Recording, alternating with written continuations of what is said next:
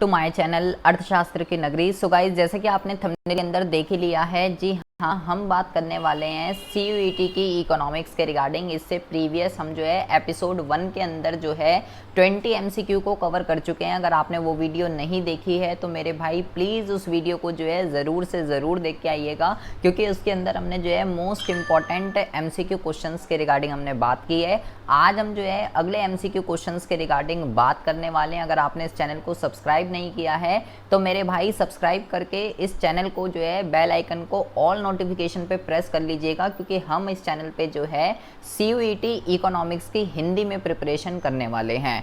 तो बिना बकवास के मुद्दे को शुरू करते हैं। क्वेश्चन नंबर 1 के अंदर कहता है कि भाई शुद्ध निर्यात जो है ये आपका क्या होता है। शुद्ध निर्यात का जो है क्या फॉर्मूला होता है। ये मध्यवर्ती वस्तुओं से संबंधित है, ये निर्यात और आयात का अंतर होता है, ये निर्यात और आयात का जोड़ होता है, या ये निर्यात और आयात का गुणनफल होता है।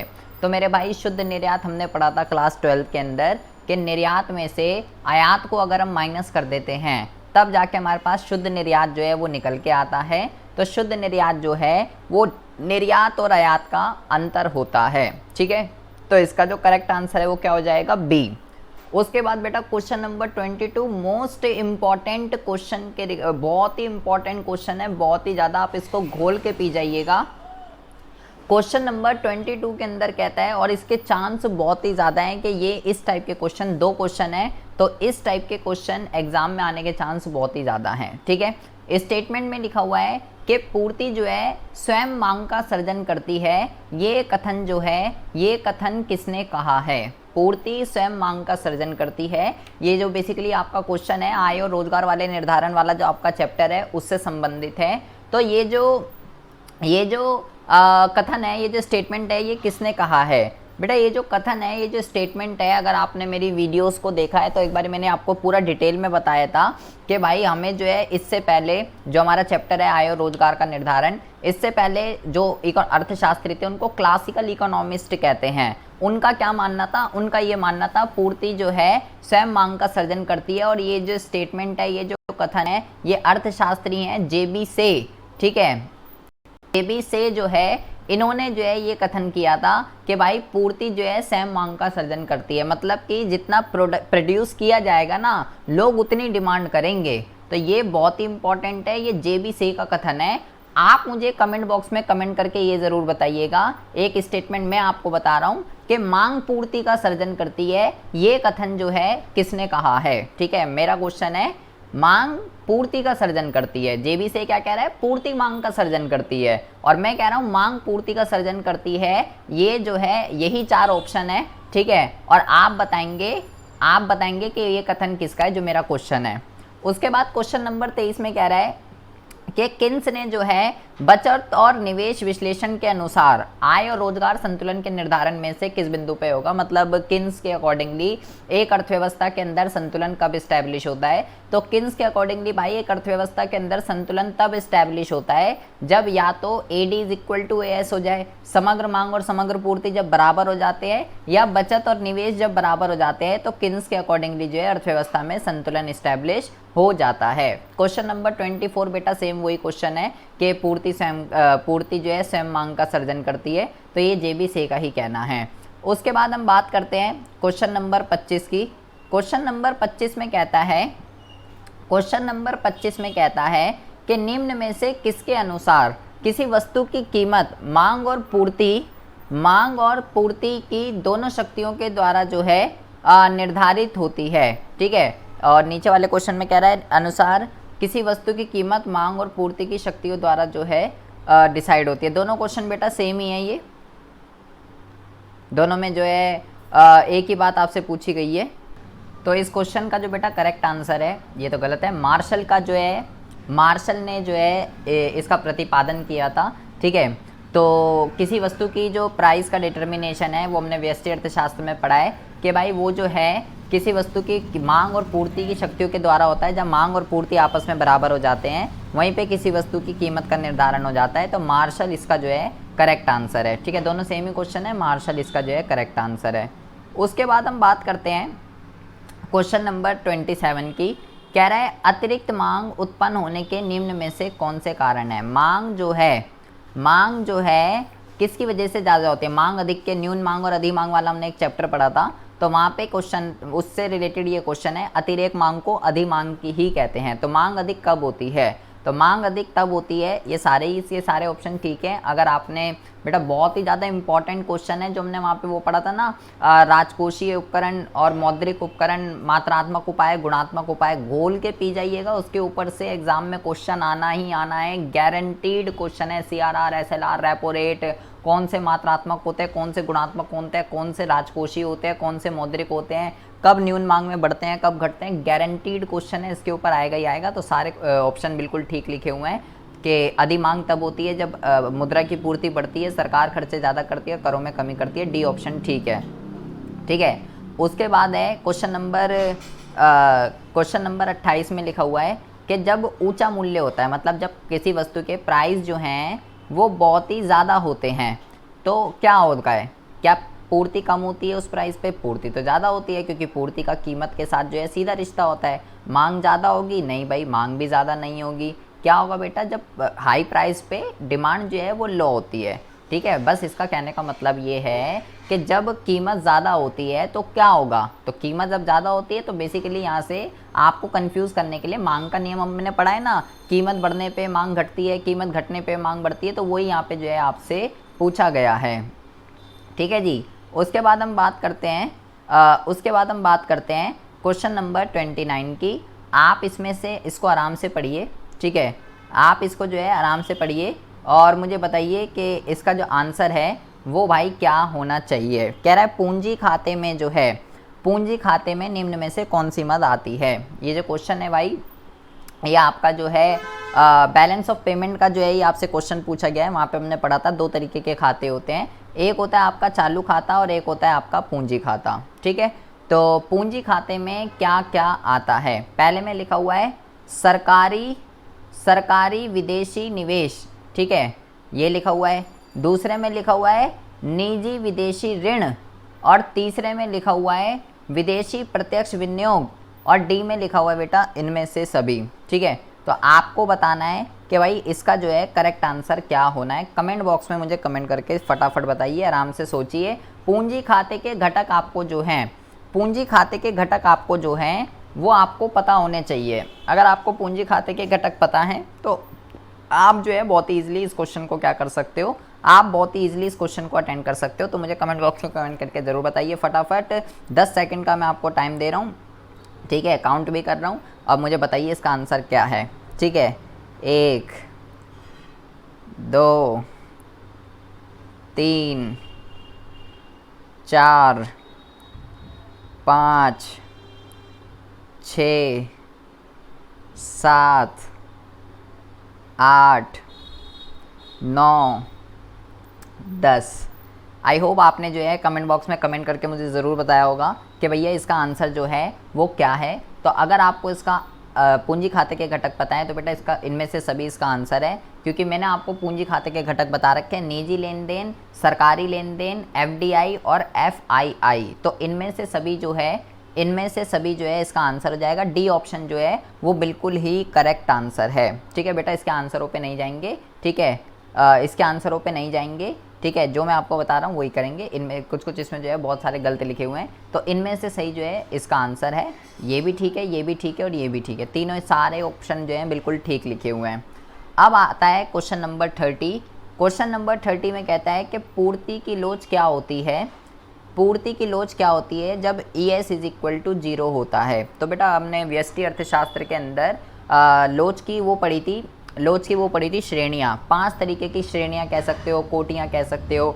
ES = 0, infinity, 1, greater than 1, less than 1।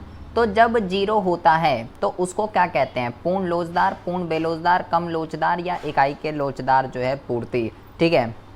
मैं आपको 10 सेकंड का टाइम दे रहा हूँ, आप मुझे कमेंट बॉक्स में कमेंट करके बताइए कि इसका आंसर क्या होना चाहिए। अगर आपको जो है इसका आंसर पता है, ठीक है, आराम से सोचिए, ठीक है, और कमेंट बॉक्स में कमेंट करके बताइएगा। मैं काउंट करता हूँ, ठीक है, आराम से सोच लीजिए। व्यष्टि का चैप्टर है पूर्ति वाला, मांग से भी कर सकते हो, पूर्ति से भी कर सकते हो, कोई दिक्कत वाली बात नहीं। अगर आपको मांग याद है, मांग में भी सेम कोटियाँ पढ़ी थी हमने, तो कुछ ज़रा सोचिए क्या होगा इसका आंसर। मैं कितने 10 तक काउंट करता हूँ, ठीक है। 1 2 3 4 5 6 7 8 9 10। आई होप आपने मुझे जो है कमेंट बॉक्स में कमेंट करके ज़रूर बताया होगा कि इसका आंसर जो है वो क्या है। और प्लीज़ इस वीडियो को जो है अगर आपने लाइक नहीं किया है तो मेरे भाई सबसे पहले तो वीडियो को अभी पॉज कीजिए, अभी कीजिए और पहले तो लाइक कर दीजिए। ठीक है, आप वीडियो को जो है लाइक नहीं करते हैं, वीडियो को लाइक कीजिए और कमेंट बॉक्स में इनके आंसर दीजिए। इससे आपको अपनी प्रेजेंटेशन का, अपनी परफॉर्मेंस का पता चलेगा मुझे याद कितना है। मैंने जो 11th-12th के अंदर पढ़ाई की चीज़ें वो मुझे याद हैं भी या नहीं है, कितनी आपको तैयारी करने की ज़रूरत है। तो मेरे भाई जब ES = 0 होता है तो उसको बेटा पूर्ण बेलोचदार पूर्ति कहते हैं। पांचों की पांचों कोटियाँ, ये ऐसे ऐसे टॉपिक हैं जो मैं आपको बता रहा हूँ, हॉट से टॉपिक हैं। मतलब इनके ऊपर से गारंटीड है एग्ज़ाम में इस पर क्वेश्चन बनना ही बनना है, MCQ। ठीक है, तो ऐसे क्वेश्चनों को तो आप घोल के पी जाएंगे। अच्छा, अब आती है बात, कह रहा है क्वेश्चन नंबर 31 में कहता है कि किन्स के अर्थव्यवस्था में न्यून मांग की दशा को निम्नलिखित में से किस नाम से पुकारा जाता है। बेटा बहुत ही ज़बरदस्त क्वेश्चन है, बहुत ही इम्पॉर्टेंट क्वेश्चन है एग्ज़ाम के पॉइंट ऑफ व्यू से। बेटा ये क्वेश्चन केवल वही बंदा कर सकता है जिसका कॉन्सेप्ट क्लियर है। जिन बच्चों ने मेरे से लाइव क्लास लेते हैं, ठीक है, या पिछले साल मेरे से लाइव क्लास ली थी, अब तो पिछला साल हो गया, पुराने बच्चे हो गए, तो अगर आपको भैया मेरे से लाइव क्लास ली है, एक एक कॉन्सेप्ट आपको क्लियर है और आप जो है अभी इस वीडियो को देख रहे हैं, CUET की तैयारी कर रहे हैं, तो आप भैया, और अगर जो नहीं भी कर रहे कोई दिक्कत वाली बात नहीं है, 10 सेकंड का मैं आपको टाइम दे रहा हूँ, आराम से सोचिए। 2 तरीके की सिचुएशन होती है बेटा, हमने आय और रोजगार वाले चैप्टर के अंदर पढ़ा था। एक होती है न्यून मांग की स्थिति और एक होता है न्यून मांग और एक होता है अधि मांग। दोनों में इक्विलिब्रियम एस्टैब्लिश होता है। तो इक्विलिब्रियम 2 तरीके के होते हैं, एक होता है पूर्ण रोजगार संतुलन और एक होता है अपूर्ण रोजगार संतुलन। तो आपको ये बताना है कि जो किन्स का न्यून मांग जब न्यून मांग की स्थिति होती है तो वहाँ पे जो इक्विलिब्रियम एस्टैब्लिश होता है उसको क्या कहते हैं। वो इक्विलिब्रियम पूर्ण रोजगार पे एस्टैब्लिश होता है या वो इक्विलिब्रियम जो है अपूर्ण रोजगार पे एस्टैब्लिश होता है। किस पे एस्टैब्लिश होता है, या दोनों पे एस्टैब्लिश होता है। ठीक है, ए और बी दोनों पे एस्टैब्लिश होता है। किस पे एस्टैब्लिश होता है, या इनमें से कोई नहीं, कि न्यून मांग में इक्विलिब्रियम एस्टैब्लिश ही नहीं होता। 10 सेकंड का मैं आपको टाइम दे रहा हूँ, मैं काउंट कर रहा हूँ, आप मुझे फ़िलहाल कमेंट बॉक्स में कमेंट करके बताएंगे। तो 1 2 3 4 5 6 7 8 9 10। ठीक है जी, तो आई होप आपने जो है मुझे कमेंट बॉक्स में कमेंट करके बताया होगा। बेटा बहुत ही इंपॉर्टेंट टॉपिक है ये, आपको ये ध्यान रखना है। न्यून मांग की स्थिति में किन्स का जो इक्विलिब्रियम बनता है उसको अपूर्ण रोजगार संतुलन कहते हैं, और अधि मांग की स्थिति में जो इक्विलिब्रियम बनता है उसको पूर्ण रोजगार संतुलन कहते हैं। पूर्ण रोजगार संतुलन कॉन्सेप्ट बेस्ड क्वेश्चन है, जिसका कॉन्सेप्ट क्लियर है वो कर लेगा, जिसका नहीं है वो भाई सोचता रह जाएगा कि ये चैप्टर कौन सा है। तो इसका जो करेक्ट आंसर है वो बेटा आपका बी, इसका जो है करेक्ट आंसर है। इसके आंसर पे नहीं जाएंगे, बार बार बोल रहा हूँ बेटा, इसमें बहुत सारे आंसर जो है गलत हैं। उसके बाद हम बात करते हैं कि क्वेश्चन नंबर 32 के अंदर कहता है कि अक्षों के केंद्र से निकलने वाली सीधी पूर्ति रेखा की लोच क्या होगी। बेटा मैं बार बार कह रहा हूँ, हॉट टॉपिक है, मांग की लोच और पूर्ति की लोच। मांग की लोच और पूर्ति की जो लोच, एक ये जो टॉपिक है, बहुत ही अच्छे से आप इसको घोल के पी जाएंगे। पांचों की पांचों जो कोटियां हैं, तो ऐसे क्वेश्चन एग्जाम में जो है आएंगे ही आएंगे। ठीक है, तो हमने वहाँ पे जो है बेटा कुछ डायग्राम पढ़े थे, तो कह रहा है वो पूर्ति वक्र हमने पढ़ा था जो मूल बिंदु से होकर जा रही है, अक्षों के केंद्र से गुजर रही है, मतलब मूल बिंदु से होकर जा रही है, ओरिजिन से जा रही है। तो भाई ऐसी सिचुएशन में पूर्ति की जो लोच होती है वो क्या होती है। इसमें 3 क्वेश्चन बनते हैं बेटा। पहला जो क्वेश्चन बनता है वो धनात्मक अक्ष पे कट करती है, दूसरा जो होता है वो है ऋणात्मक अक्ष पे कट करती है, और तीसरा जो क्वेश्चन बनता है वो है कि वो मूल बिंदु से गुजरती है। तो ये वो मूल बिंदु वाला ही है। तो आपको तीनों के तीनों याद होने चाहिए कि भाई क्या सिनेरियो है, तीनों के तीनों में कैसे इसको जो है सॉल्व करते हैं। तो इसका आंसर क्या हो जाएगा। ठीक है, मैं आपको 10 सेकंड का टाइम दे रहा हूँ, आप मुझे कमेंट बॉक्स में कमेंट करके बताएंगे। ठीक है, मैं 10 तक गिनता हूँ, आप आराम से सोचिए। ठीक है, अच्छा यहाँ एक प्रॉब्लम क्या है कि जो CBSE के स्टूडेंट हैं उन्होंने VST तो भाई पिछले साल पता ही है ऑनलाइन तक कितनी पढ़ी है कितनी नहीं पढ़ी है। और जो अदर बोर्ड के स्टूडेंट है उनके लिए बेटा ये ईजी है, क्योंकि उन्होंने तो पढ़ी ही पढ़ी है, ठीक है। और जो मेरे से पढ़े उन्होंने तो 2-2 3-3 बार ही पढ़ ली है। तो सीबीएसई स्टूडेंट के लिए बस एक डिसएडवांटेज है, बट आपको बेटा कोई भी टेंशन नहीं लेनी है अगर आप व्यष्टि अर्थशास्त्र को बहुत ही अच्छे से करना चाहते हैं, ठीक है।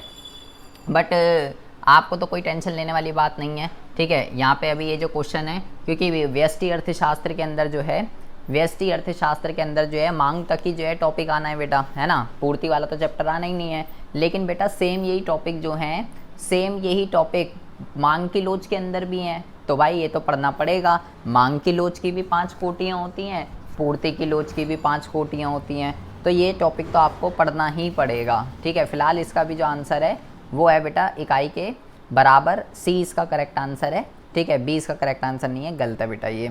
उसके बाद हम आते हैं बात क्वेश्चन नंबर 33 पे। क्वेश्चन नंबर 33 पे जो है कहता है व्यापार संतुलन का जो है क्या अर्थ होता है। व्यापार संतुलन, भुगतान शेष से आपसे जो है बेटा क्वेश्चन पूछा गया है, ठीक है। तो मैंने आपको बताया था एक होता है बैलेंस ऑफ पेमेंट, एक होता है बैलेंस ऑफ ट्रेड, ठीक है। अगर आप बेटा किसी भी इसकी प्रिपरेशन करना चाहते हैं, व्यष्टि की, समष्टि की, भारतीय अर्थव्यवस्था की, अगर आपके कॉन्सेप्ट क्लियर नहीं है, ठीक है, और आप पूरे की पूरी प्रिपरेशन करना चाहते हैं, तो भाई आप जो है हमारी ओल्ड वीडियो को भी बाय कर सकते हैं और अपना कॉन्सेप्ट उससे जो है क्लियर कर सकते हैं, ठीक है जी। तो व्यापार संतुलन का क्या अर्थ है, 10 सेकंड में आपको दे रहा हूँ, दिमाग लगाइए। बीओपी का क्वेश्चन है भुगतान शेष का, कि इसका आंसर क्या होता है। भुगतान शेष किस चीज़ को शो करता है और व्यापार शेष जो है वो किस चीज़ को शो करता है, ठीक है जी। तो मैं काउंट करता हूँ, 1 2 3 4 5 6 7 8 9 10। आई होप आपने जो है बेटा मेरे को आंसर कमेंट बॉक्स में कमेंट करके ज़रूर बताया होगा कि इसका आंसर जो है वो क्या है। बेटा व्यापार शेष जो है ये बेटा वस्तुओं का आयात और वस्तुओं का निर्यात, इस चीज़ को शो करता है कि एक देश ने एक साल के अंदर अंदर कितना वस्तुओं का निर्यात किया, कितना वस्तुओं का आयात किया। तो निर्यात और आयात का जो अंतर होता है वो व्यापार संतुलन होता है। तो बी जो है बेटा वो इसका करेक्ट आंसर है। बार बार कह रहा हूँ, इसका नहीं देखेंगे बेटा, इसमें सारे आंसर्स गलती लिखे हुए हैं। उसके बाद हम बात करते हैं क्वेश्चन नंबर 34 की। क्वेश्चन नंबर 34 के अंदर कहता है कि समष्टि अर्थशास्त्र निम्नलिखित में से कौन सी विशेषता है। तो बेसिकली ये क्वेश्चन में ये पूछ रहा है जो हमने प्रीवियस कक्षा के अंदर पढ़ा था कि भाई समष्टि अर्थशास्त्र बेसिकली किस चीज़ का अध्ययन करता है, क्या क्या चीज़ें इसके अंदर हैं। यहाँ पे राष्ट्र आय, कुल रोजगार, कीमत स्तर का अध्ययन किया जाता है, हाँ भाई किया जाता है। संपूर्ण अर्थव्यवस्था का किया जाता है। समष्टि अर्थशास्त्र की विषय सामग्री के महत्वपूर्ण सभी चीज़ों का अध्ययन यहाँ पे जो है किया जाता है। तो उपरोक्त सभी जो है इसका आंसर हो जाएगा, ठीक है जी।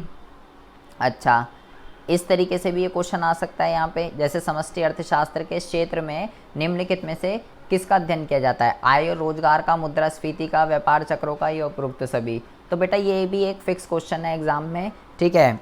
आपको जो है व्यष्टि अर्थशास्त्र के बारे में पूरा अच्छे से पता होना चाहिए। व्यष्टि अर्थशास्त्र क्या है, उसका वैकल्पिक नाम क्या होता है, उसका क्षेत्र क्या है, उसकी विशेषताएं क्या है, किस चीज़ की स्टडी करता है वो। समष्टि अर्थशास्त्र क्या है, उसका वैकल्पिक नाम क्या है, ठीक है। इसके अलावा भाई क्या कहते हैं, उसका क्षेत्र क्या है, उसकी विशेषता क्या है, क्या उसका सब्जेक्ट मैटर है। बेटा ये फिक्स क्वेश्चन है, इस टाइप के क्वेश्चन एग्जाम के अंदर जो है आने ही आने हैं। तो डी ऑप्शन जो है इसका करेक्ट आंसर है। एक क्वेश्चन मैं आपको दे रहा हूँ बेटा, आप मुझे कमेंट बॉक्स में कमेंट करके बताएंगे और चीटिंग बिल्कुल भी नहीं करेंगे। जिसको पता है वही बताएगा, मतलब ज़्यादा वो नहीं करेंगे चीटिंग वगैरह कुछ भी। आप मुझे बताएंगे कि वो कौन सा अर्थशास्त्री है जिसने अर्थशास्त्र को ये व्यष्टि और समष्टि 2 भागों में जो है विभाजित किया है, उसका नाम क्या है। आप ज़रा देखेंगे। अब अगला क्वेश्चन है बेटा, अगला क्वेश्चन है बहुत ही अच्छा क्वेश्चन है, ठीक है। कह रहा है व्यापक अर्थशास्त्र की निम्नलिखित में से कौन सी उपयोगिता है। अब जिस बच्चे को यही नहीं पता होगा कि भाई व्यापक अर्थशास्त्र क्या होता है, उसे तो ये पता है, मैंने तो दो ही अर्थशास्त्र पढ़े हैं, एक होता है व्यष्टि और एक होता है समष्टि। मैंने पिछली क्लास के अंदर भी पूछा था आपसे कि इसके वैकल्पिक नाम बताइएगा। तो भाई समष्टि अर्थशास्त्र को ही व्यापक अर्थशास्त्र कहते हैं, क्योंकि व्यापक का मतलब होता है बड़ा, समष्टि का मतलब है बड़ा, ठीक है। पूरी अर्थव्यवस्था की यहाँ पे बात होती है। तो यहाँ पे सरकारी नीतियों का निर्माण होता है, आर्थिक विकास होता है, अंतर्राष्ट्रीय तुलनाएं होती हैं, सब कुछ जो है यहाँ पे होता है। तो जब जिसको ये पता होगा उसका वैकल्पिक नाम क्या है। तो क्वेश्चन मेरा ये है, मेरे को कमेंट बॉक्स में कमेंट करके ज़रूर बताइए किस अर्थशास्त्री ने जो है इसको व्यष्टि और समष्टि में जो है डिवाइड किया है। ठीक है, अच्छा अब अगले क्वेश्चन में ये कहता है कौन सी सीमाएं। अब देखो ये भी बहुत अच्छा क्वेश्चन है बेटा, कह रहा है समष्टि अर्थशास्त्र की कौन सी सीमा। ये सब क्वेश्चन आपको जो समष्टि की आपकी बुक है ना, जो न्यू एडिशन आपको मिला था, उसके फर्स्ट चैप्टर के अंदर आपको जो है बेटा ये देखने के लिए मिलेगा। ठीक है, उसमें उसके क्षेत्र, उसकी विशेषताएं, उसकी सीमाएं, उसका अर्थ, व्यष्टि समष्टि में डिफरेंस तो बहुत ही इंपॉर्टेंट है भाई। व्यष्टि समष्टि को तो बहुत ही अच्छे से पढ़ के जाइएगा। तो ये जो है पहला भी बिल्कुल ठीक है बेटा, दूसरा भी बिल्कुल ठीक है, और दोनों ही बिल्कुल ठीक लिखे हुए हैं। सी ऑप्शन जो है इसका बिल्कुल करेक्ट आंसर है। अगर आपने इसकी फर्स्ट चैप्टर की वीडियो नहीं देखी इंट्रो वाली, तो आप इसकी वीडियो को देख सकते हैं। ठीक है, यूट्यूब पे सर्च करके मेरा नाम डाल दीजिएगा अर्थशास्त्र की नगरी, वहाँ पे आ जाएगा इंट्रोडक्शन वाला चैप्टर, समष्टि अर्थशास्त्र चैप्टर 1, या प्लेलिस्ट में जाकर भी आप जो है देख सकते हैं, इसकी वीडियो अवेलेबल है। ठीक है, तो वो बहुत ही अच्छे से क्लियर कर लीजिएगा, ये विरोधाभास वगैरह क्या होते हैं ये सब आपको बहुत ही अच्छे से समझ में आ जाएगा। ठीक है जी, तो सी ऑप्शन इसका बिल्कुल करेक्ट आंसर है। यहाँ तो केवल बेटा 2 ही सीमाएं लिखी हुई हैं, आपको जो है इसकी सारी की सारी सीमाएं जो हैं पता होनी चाहिए। फिर ये वही क्वेश्चन है कि समष्टि अर्थशास्त्र के अध्ययन का विषय है, मतलब इसका सब्जेक्ट मैटर क्या है, ये किस चीज़ के रिगार्डिंग जो है स्टडी करता है। लेकिन अब यहाँ पे ज़रा ध्यान से सुनेंगे, यहाँ लिखा है राष्ट्रीय आय का सिद्धांत, फिर लिखा है उपभोक्ता का सिद्धांत, फिर लिखा है उत्पादक का सिद्धांत, और फिर लिखा है इनमें से कोई नहीं। तो बेटा आपको ये ध्यान रखना है, समष्टि अर्थशास्त्र जो है ये उपभोक्ता का सिद्धांत, ये उत्पादक का सिद्धांत, ये तो बेटा व्यष्टि अर्थशास्त्र का सब्जेक्ट मैटर है, ये समष्टि का नहीं है। ये तो हम व्यष्टि में पढ़ते हैं उपभोक्ता का संतुलन, उत्पादक का संतुलन, समष्टि में थोड़ी पढ़ते हैं हम ये सारी चीज़ें। समष्टि में हम आय का, राष्ट्रीय आय और रोजगार, मुद्रास्फीति, बेरोजगारी, इसका अध्ययन करते हैं। तो यहाँ पे बहुत ही अच्छा क्वेश्चन है ये, राष्ट्रीय आय का सिद्धांत, ये इसका करेक्ट आंसर है। 38 का जो करेक्ट आंसर है वो है बेटा ए।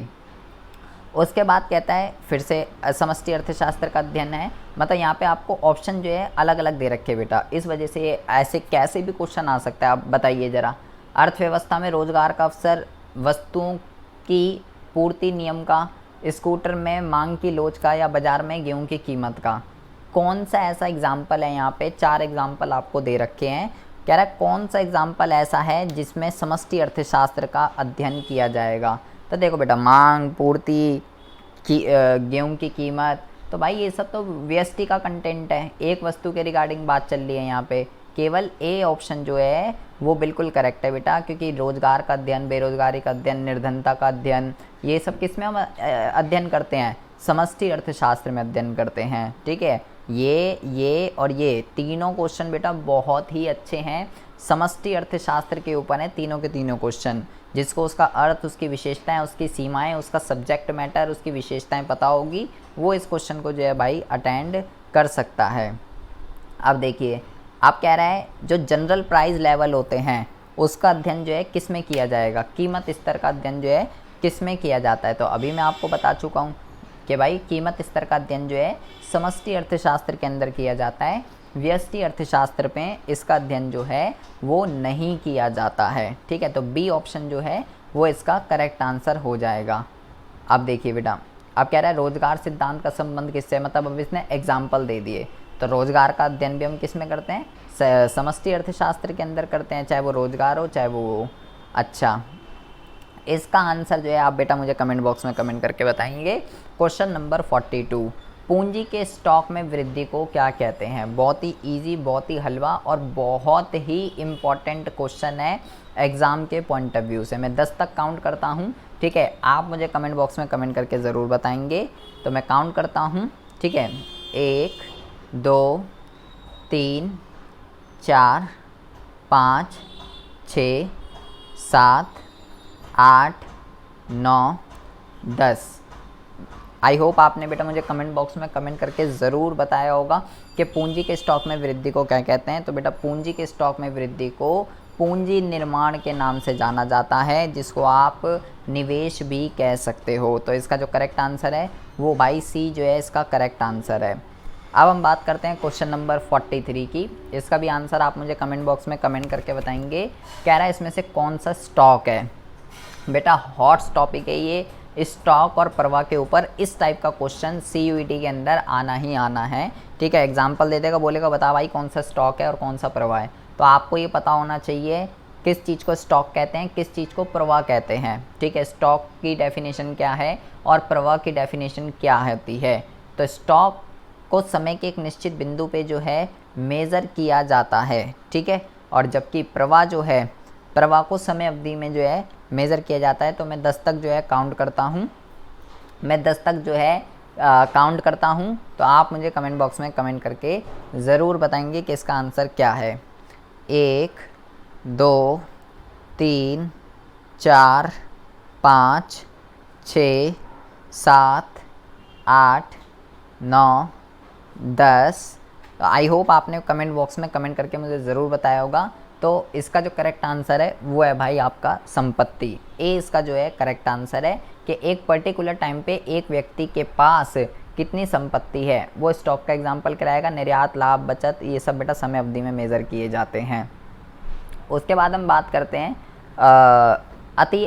अति अल्पकाल में पूर्ति वक्र जो है वो कैसा होता है। तो पूर्ति वाला चैप्टर आना नहीं है तो इसलिए मैं इस पर ज़्यादा फोकस नहीं कर रहा तो फिलहाल। लेकिन बेटा सेम यही कॉन्सेप्ट मांग की लोच के अंदर भी है, तो आपको पता होना चाहिए मांग की लोच। ठीक है, सेम कॉन्सेप्ट है, तो मांग में तो पढ़ना ही पड़ेगा, इसलिए पढ़ लीजिए इसको।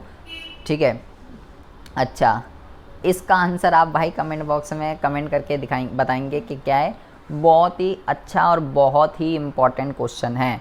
कह रहा है स्थिर पूंजी का उपभोग जो है क्या होता है, किसका नाम है ये स्थिर पूंजी का उपभोग। तो मैं 10 तक काउंट करता हूँ। ठीक है, वीडियो को पॉज कीजिए, आराम से दिमाग लगाइए, कहाँ हमने पढ़ा था ये। ठीक है, 1 2 3 4 5 6 7 8 9 10। आई होप बेटा आपने मुझे कमेंट बॉक्स में कमेंट करके ज़रूर बताया होगा कि इसका आंसर जो है वो क्या है। स्थिर पूंजी का जो उपभोग है भाई, इसी को घिसावट, इसी को ही डेप्रिसिएशन, इसी को ही मूल्यह्रास, इसी को ही अचल पूंजी का उपभोग, सारे के सारे इसी के ही नाम जो है होते हैं। तो घिसावट जो है ये इसका भाई करेक्ट आंसर है। ठीक है, तो आज हम जो है बेटा इतने ही क्वेश्चन करेंगे। आई होप वीडियो आपको जो है अच्छी लगी होगी और आपको भी आंसर देने में जो है बहुत ही ज़्यादा मज़ा आया होगा। कमेंट बॉक्स में मुझे कमेंट करके ज़रूर बताइएगा कि आपको जो है MCQ क्वेश्चंस को करने में मज़ा आ रहा है या नहीं आ रहा। वीडियो को अगर लाइक नहीं किया है तो अभी वीडियो को रोकिए और वीडियो को जो है प्लीज़ ज़्यादा से ज़्यादा लाइक कीजिए, अपने फ्रेंड सर्कल में शेयर कीजिए जो CUET की प्रिपरेशन कर रहे हैं। ठीक है, उन्हें बता दीजिए कि भैया इस चैनल पे ये इकोनॉमिक्स का MCQ क्वेश्चन करा रहा है, हिंदी में करा रहा है, तो आप जो है इस चैनल से प्रिपरेशन कर सकते हैं। और अभी मैं थोड़ी ज़्यादा वीडियो इसलिए नहीं डाल रहा हूँ क्योंकि अभी बेटा आर्ट्स के स्टूडेंट के एग्ज़ाम अभी ख़त्म नहीं हुए हैं। ठीक है, 10 तारीख को उनके एग्ज़ाम जो है ख़त्म होंगे। ठीक है, उसके बाद जो है हम एक दिन में हो सके तो 2-2 3-3 वीडियो भी अपलोड करेंगे। ठीक है जी, तो अभी तो मैंने थोड़ी डील छोड़ रखी है, अभी एग्ज़ाम ख़त्म नहीं हुए हैं आर्ट्स वाले स्टूडेंट्स के। तो एग्ज़ाम जैसे उनके ख़त्म हो जाएंगे हम जो है फिर इसको कंटिन्यू करेंगे, लेकिन आपको भी वीडियो रोज़ ही मिलेंगी। ठीक है, कोई टेंशन नहीं है, एक दिन नहीं तो दूसरे दिन मिल जाएगी, लेकिन मिलेगी ज़रूर। तो अपना बेल आइकन को प्रेस कर लीजिए, ऑल नोटिफिकेशन को दबा लीजिए ताकि आपके पास जो है नोटिफिकेशन आ जाए, कोई भी वीडियो आपकी छूटे ना। तो मिलते हैं आपसे नेक्स्ट वीडियो में ऐसे इंटरेस्टिंग टॉपिक के साथ। तब तक के लिए have a good day, bye bye, take care.